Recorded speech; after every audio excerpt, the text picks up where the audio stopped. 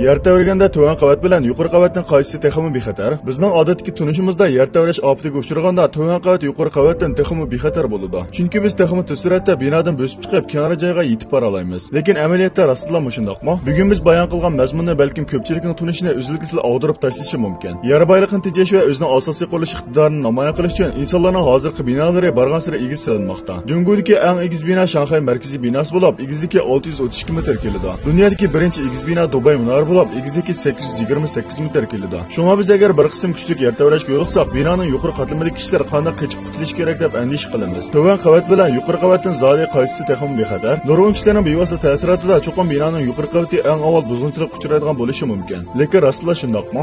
Amaliyotda undaq emas. Binoning tuvan qavati aksiya yuqori qatlamga qaraganda texmi avval buzg'unchilik uchraydi. Bu xil ahvolni talto'kis tushundirish uchun gapni oldi bilan binoning o'lib tushish mexanizmidan boshlaylik. Binoning o'lib tushishni keltirib chiqargan bevosita bosh jinoyatchi rezonans. Undaqda uning kuchi zodi qanchalik? 2020-yil 5-oyning 5-kuni Xomunchon ko'rikining silkinish voqeasi jamiyatning keng diqqatini qo'zg'adi. Voqea qaynining tavarnish chastotasi bilan ko'rikning tavarnish chastotasi birdek bo'lg'achqa 15 ming tonna kelgan ko'rik gavdasida kuchli tavarnish yuz bergan. O'xshashlar yer tavarish yuz berganda yer yuzining tavarnish chastotasi bilan binoning tabiiy chastotasi o'xshash bo'lib, ikkisining rezonans hodisi yuz berishini ilgari suradi. Binoning tavarnish amplitudasi tizam cho'ng bo'ladi. Hamda rezonansning davomlashishiga ergashib, tavarnish amplitudasi bargan sari cho'ngayib, eng oxirida binoning asosiy gavda qurilmasi tugishib, o'lib ketadi. Qoida bo'yicha aytganda bino qancha egiz bo'lsa, silkinish darajasi shuncha cho'ng bo'ladi. Shuncha oson uzilib ketadi. Nima uchun natija dal buning aksisi bo'ladi? Biz bir kichik tajriba ishlab tushuntirib o'taylik. Inchiki ham uzun bambuk zig'chisini olib, quyruq qismini qo'l bilan tutib, oni kucha pulanib boqaylik. Natijada bo'lsa bambuk zig'chining qo'lga yaqin o'rni oldi bilan sunib ketadi.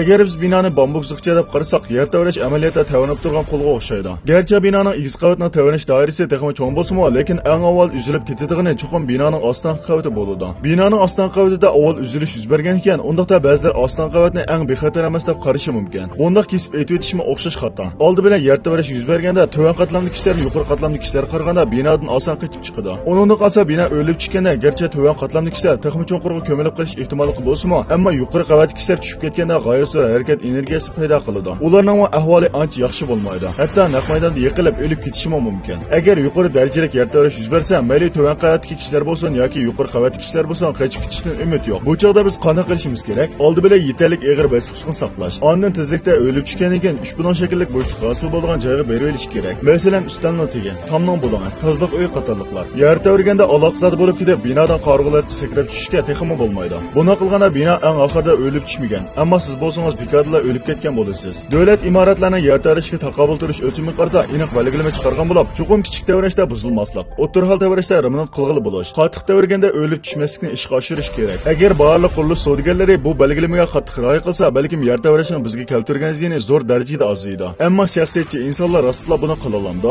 Bu haqiqatan ko'pchilikning cho'qur o'ylanishiga arziydigan masala. Bu son mazmun mushargichi bo'lsin. Agar sinchiq salomning mazmunlarini yoqtirsangiz, yulduz belgisini yo'rtib qo'yishni unutmang.